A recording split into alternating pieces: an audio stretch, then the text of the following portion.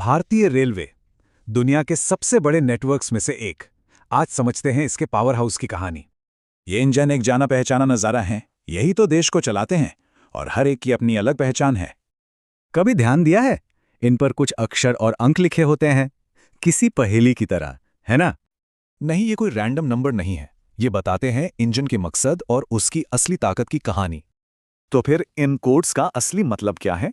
चलिए इन्हें डिकोड करते हैं।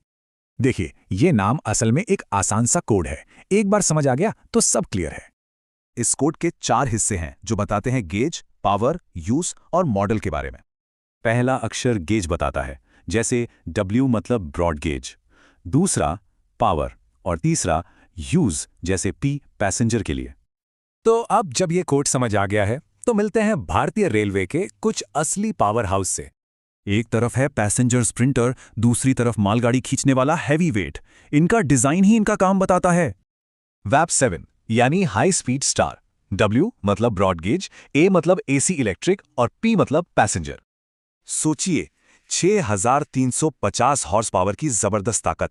इसीलिए तो राजधानी और शताब्दी जैसी ट्रेनें इससे चलती हैं।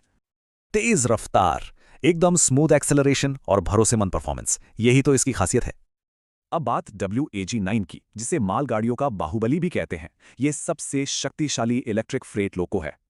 यही है इस नेटवर्क की असली मसल्स। हजारों टन का भारी सामान देश के कोने कोने तक खींच कर ले जाता है। लेकिन जहां बिजली की लाइनें नहीं हैं, वहां क्या? उन रूट पर देश की धड़कन कैसे चलती है?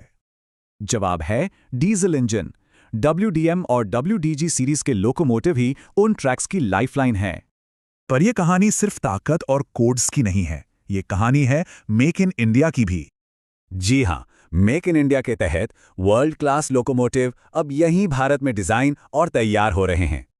और ये इंजन सिर्फ देश में ही नहीं दौड़ रहे, बल्कि दूसरे देशों को एक्सपोर्ट भी हो रहे हैं। ये है भारत की इंजीनियरिंग। तो अगली बार जब कोई ट्रेन पास से गुजरे तो उसके नाम को जरूर पढ़ना।